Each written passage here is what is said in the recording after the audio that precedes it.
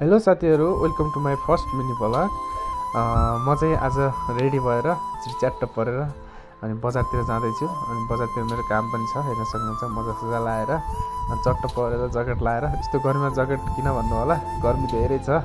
कालो मान्छे छन्, कालो नहोस् भनेर नि। गजब बेइज्जती।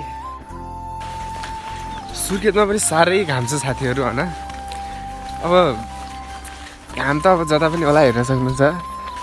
म चाहिँ हिँडेर चट्ट पारेर हैन, देख्न सक्नुहुन्छ। म चाहिँ हिँडेर अब चट्ट लाएर जानुपर्ने हुन्छ बजारमा चाहिँ खास किन जानला भनेपछि अब त्यस्तै काम छ। बजारतिर जानुपर्ने हुन्छ, एउटा साथीले बोलाछन्, ट्याक्क पारेर त्यहाँ जानुपर्ने हुन्छ। खासमा चाहिँ म जिल्ला प्रशासन कार्यालय जानुपर्ने छ। सो अब आफूसँग गाडी घोडा छैन, हिँडेरै जानुपर्ने भएको छ। त्यही भएर अब चट्ट लाएर हिँडिरहेको छु। यो चाहिँ सुर्खेत तलतिर हो, भुरेलीतिर। राम्रो छ यतातिर, हावासावा लाग्छ, सरर टक्क पारेर मजाको हावा लाग्छ। तर कहिलेकाहीँ चाहिँ लास्टै गर्मी हुन्छ होइन। अहिले चाहिँ ट्याक्क 11 बजिसकेको छ। 11-12 बजीतिर चाहिँ गर्मीको माहौल हो नि त, लास्टै गर्मी भइरहेछ साथीहरू। त्यसपछि अझै देखाउन सक्छु, यहाँ चाहिँ बाख्रा चरेका छन् मान्छेहरू, यहाँ बाख्रा चराउँछन्। गाउँ जस्तै परिवेश छ। अब चाहिँ बजार थोरै माथि चाहिँ बजार छ, यस्तो हेर्न सक्नुहुन्छ।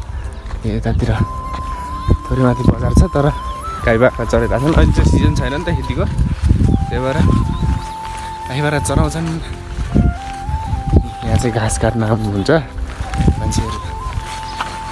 अब मैले के सोचेँ हेर्नुहोस्, यो चाहिँ म ट्याक्क गडाबाट आइरहेको थिएँ कि गडाको बाटो हिँडिरहेको थिएँ। हिँड्दा मेरो दिमागमा के आयो, यस्तो गर्मी छ, हेर्न सक्नुहुन्छ। यस्तो गर्मीमा म हेर्छु साथीहरू। अब झुटो बोले होइन, हिँड्न चाहिँ म हिँड्ने मान्छे हो होइन। डेली बजार बिहान होइन कम्प्युटर क्लास गएर पढेर आउने मान्छे हो। तर के भइदियो भनेपछि दिउँसो हिँड्ने बानी छैन। यहाँनिर रोड आइसक्यो है, मेरो दिमागले के सोच्यो भनेपछि ट्याक्क पारेर अब चाहिँ गाडीमा जानुपर्छ। किनभने चाहिँ अलिअलि पैसा छ नि त, अब बजार जाने भनिसकेपछि त धेरै नै, फेरि ओन्ली 20 रुपियाँ तिरेर जान्छु म। त्यही भएर सर्टकट बाटो आएर आधा बाटोसम्म आइसकेको छु। यहाँ बोको साथी छ, त्यही भएर म चाहिँ ट्याक्क पारेर अटोमा जाने भनेर छिटो आइरहेको छु। अटो पनि भेटिनँ कि रोडमा होइन, गाह्रो छ अटो भेटिन। भाग्यमानी रहेछ साथीहरू। हेर्नुहोस्, जाने बित्तिकै अटो भेट्यो, अनि अटोमा चढेर बजार गएँ।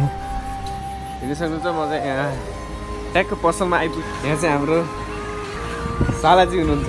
आज कामसाम छैन, थप्प छ। यसरी चाहिँ म यहाँ पुगिसकेको छु। टोपी पनि ट्याक्क सालाको बवाल रहेछ है। यहाँ रहेछ सालाजी। अब चाहिँ म चाहिँ गन्तव्यमा जानुपर्ने हुन्छ। गन्तव्यमा पुगेको छैन, अझ जिल्ला प्रशासन कार्यालय कहाँनिर छ गाइस, अब त्यो बुझ्नुपर्ने हुन्छ। ग्यारेजमा बाइकै नरहेछन् क्या, फेरि तनाव भयो। अनि ट्याक्क पारेर एउटा अङ्कलसँग मैले स्कुटी मागेर सरर यहाँ यामी अगाडि साथीले बोलाएका थिए। फाइनली हामी भेट्यौँ।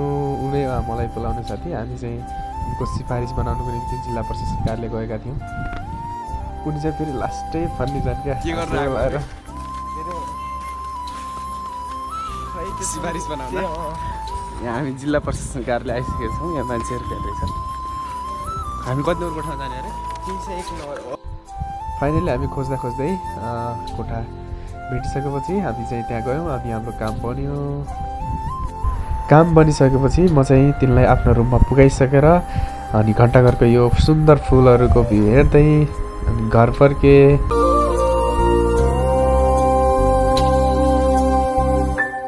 एन्ड यो चाहिँ मेरो फर्स्ट ब्लग हो। सबजनाले माया अनि साथ दिनुहुन्छ भन्ने आशा राखेको छु।